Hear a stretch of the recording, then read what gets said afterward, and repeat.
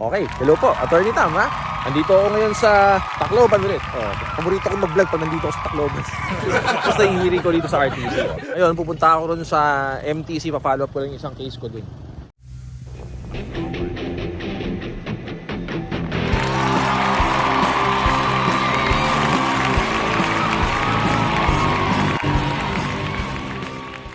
Yung RTC, ayan yung RTC. Ang MTC, nandito pa sa unahan. Siguro sa taas. Ako dito. Doon ako nang galing. Kaya lang, pag dito ako, may istorbo itong dalawan to. Alas 2 pa kasi yung flight ko eh. Oras pa lang yun. 10:30. So marami pa akong oras. Sayang naman. Dito na ako sa Tacloban eh. Tabi ko muna yung gamit ko dyan. Oh. Dito na ako sa Marang Park dito. Dito yung lovebird sa taas. Gusto ba yung story mo? Ang pag-uusapan natin, marathon hearing. Naririnig nyo siguro yan. Wala bang marathon hearing dyan sa korte niyan? Tony, pwede bang marathon hearing nila para mabilis? O, yan. Siguro naririnig nyo na yan. Para maklarify ko na talaga kung ano ba talagang ibig sabihin yan at kung meron ba talagang ganyan. Pag tinignan nyo naman kasi yung meaning ng marathon, di ba? Long distance running race. Alam nyo na yung marathon, nakikita nyo naman sa TV. Alam nyo na yung iba sa inyo sumasali sa mga marathon eh, di ba? O, pag nanliligo kayo, gusto nyo marathon, mabilisan, sagutin kayo kagad. Ibig sabihin, in-apply natin sa litigation, sa trial. Parang sinasabi nila, in a sense, nagmamadali sila. At ano pwede mong madaliin natin yung mga hearing? Mabilisan na lang yung trial. Parang ganun. Meron pa sa akin sa YouTube channel ko, Attorney, magkano sa'yo? Kasi dito sa amin, sa probinsya namin, marathon hearing, Attorney, 5,000 per week eh. Sa'yo, magkano? Anyway, hindi ko na inuusisa kung sino yon, kung saan yon. Basta every week daw, ang hearing, 5,000. Anong ibig sabihin ba? Hindi ko rin naman naiintindihan. Basta kinoment lang sa akin. Pero I assume na yung nagtatanong is nagmamadali siya. Malamang may kaso siya, o siya yung nagdidemanda, o siya yung dinimanda. Siguro kamag-anak niya yung nakakulong. Madalas yan yung mga asawa nakakulong. So, ang naghahanap ng nagtatanong-tanong, yung mga asawa nila na naperwisyo dahil sa pagkakakulong nila. Ngayon, tatapatin ko na kayo. Wala naman talagang ganyan. Wala yung marathon hearing na yan. Walang legal term na marathon hearing. As in, wala. Attorney, ba't kami narinig namin yan eh. Yung mga pulis, attorney, yung mga preso, yung mga nakakulong, attorney, sinasabi nila, hindi legal term yun. Ha? Term lang nila. Sarili nilang yun, salita yun. Pero sa korte, wala talagang ganun. Uso kasi yan eh, lalo na doon sa mga yung sa mga nakakulong.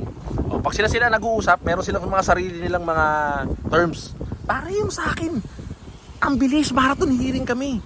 Every week, every month, 2 sa isang buwan, hearing namin, marathon ang bilis. Sarili nilang kuro-kuro nila yan eh. Yung mga nakakulong, mga nagmamadali, yung mga gusto nila matapos agad yung kaso nila. Pero sa korte, kaming mga abogado, wala kaming ganyan. Panyero, may ka ba? Marathon hearing ka ba dyan? Wala kaming ganyan. Pag may mga kliyente kami, gusto po ninyo, sir, ma'am, sir, marathon hearing natin, 5,000 per hearing. Wala kaming ganun. Okay? Ipapaliwanag ko. Batang abogado pa lang ako, naririnig ko na yung term na yan. Sa labas. Sa labas ng korte. Kumbaga, parang parang kanto term. Kanto term. Huwag mo mabilisan para hindi masama ang pakinggan. Ito, panoorin niyo yung vlog ko Speedy. Yung sinasabi ng mga preso, yung mga kamag-anak ng mga preso, speed trial. Yan yung diniscuss ko sa Speedy, kaya panoorin yung Speedy. Parang ito yun, marathon hearing at saka speed trial.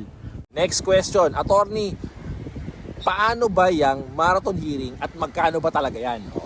Ito sagot, walang ganyan. Wala yan. Wala rin akong alam na bayad dyan sa speed trial yan o kaya yung marathon hearing na yan. Anong wala, attorney? Sino ka para sabihin wala? Narinig ko yan sa mga sabi-sabi ng mga tao. Narinig ko sinasabi nila yan eh. Yan ang problema sa'yo, hindi mo maniwala. Ang bilis mo maniwala sa mga sabi-sabi, sa mga chismis. Eto, diniscuss ko to sa libro ko. Libro ko? Okay. Ini-edit pa, hindi pa tapos. 2010 ako nag-take ng bar. Okay? 2010, huling bar yan sa Lasal. Okay? 2011, hindi pa lumalabas yung resulta ng bar exam. Nag-a-appear na ako sa PI, sa preliminary investigation. Nakakapag-hearing na ako doon. Attorney, di ba bawal yun? Hindi ka pa attorney nun PI pwede. Kahit yung mga paralegal pwede. Sa korte, hindi ka pwede magsabi ng Attorney Gonzales, Your Honor. Bawal yun. Sa PI, hearing sa piskal doon, nag-a-assist ako ng kliyente. Okay? Oh. Since then, hanggang sa naging abogado na ako, nung lumabas yung resulta ng bar exam, simulat sa pool, wala akong ni minsan narinig na abogado, okay, na nag-request na, Your Honor, Your Honor, may we move for a marathon hearing? Wala. Okay? Wala sa loob ng korte. Hindi mo maririnig yan na minomotion. Okay? Sa labas talaga yung usapan ng marathon hearing na yan ng mga meron sa labas, yung mga audience, mga kamag-anak ng mga may kaso, mga kamag-anak ng mga nagdidemanda o yung mga nagdidemanda, yung mga may kaso. Minsan hindi ako nakita ng motion for marathon hearing. Walang ganon. Okay? pero sa labas ng korte, okay, minsan usapan namin yan. Like, Payaro, kaninong judge ka? Anong korte ka? Kay Judge Gonzales ako. Ay, okay dyan, marathon hearing dyan. Bilis ng setting dyan. O, yung mga ganun lang. Okay, pero sa loob ng korte, hindi mo pwedeng, Your Honor, can we have a marathon hearing? Essentially yan. Talaga namang nagagamit minsan yung term na yan eh. Yung marathon hearing na yan. Yung mabilisang hearing. Saan? Attorney, saan? Madalas, sa criminal cases, kapag PDL. Attorney, anong ibig sabihin ng PDL? Okay? Persons deprived of liberty. Yung halimbawa yung akusado nakakulong. Ang ginagawa ng korte, binibilisan yung setting ng mga hearing niya ng mga akusado nakakulong kasi kawawa naman nasa ng kulungan eh, 'di ba? Kaya sa tagalan mo every month, once a month, ang tagal nun. 'Di ba? Madalas 'yan sa mga drugs case, yung mga no bail ang kaso. Experience ko. Hindi ko alam kung nabanggit ko na to sa ibang vlog eh. Nung around 2015-16, meron akong hawak na drugs case. Experience ko na mabilisan yung sinasabi ninyong marathon hearing, ha? Yung sinasabi ninyong speed trial, kahit wala naman talagang ganyan. Okay? Sinasabi ninyong mabilisang hearing, na experience ko, 2 hearing sa loob ng 1 linggo. Bisa yan. Okay? Okay na, attorney ha. Pero hindi sa lahat ng pagkakataon ganyan. Yun lang, na-experience ko yun. Meron pang isa, ito naman sa MTC, sa ibang ibang kiso habang nakaupo ako nag-aaral ako ng kaso ko nun sa loob ng korte, tapos nagkakasundo yung 2 abogado sa hearing nila, pinayagan sila ni judge na magkasunod, parang April 4 and 5, parang ganoon, magkasunod na araw. Diba? Pero bihira yun, hindi yun lagi nangyayari. Normally ang setting ng hearing, lagi ko nang sinasabi sa mga vlog ko, which is talaga namang nangyayari sa practice, once a month. Parang mabilis na yun, once a month. Tatanungin nyo ako ngayon, attorney, bakit ba general rule or sinasabi mong normally once a month ang pinakamabilis na setting ng mga hearing ng mga kaso? Both nag-a-apply yan sa both civil cases at saka sa criminal cases.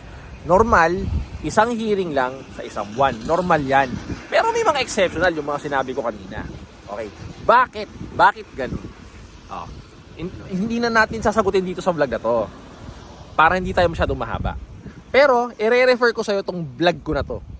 Bakit matagal ang kaso? Panoorin mo yan, diniscuss ko dyan. Okay? Hindi ako nagkukulang sa'yo, hindi ako mawawalan sa'yo. Lagi akong handa sa'yo.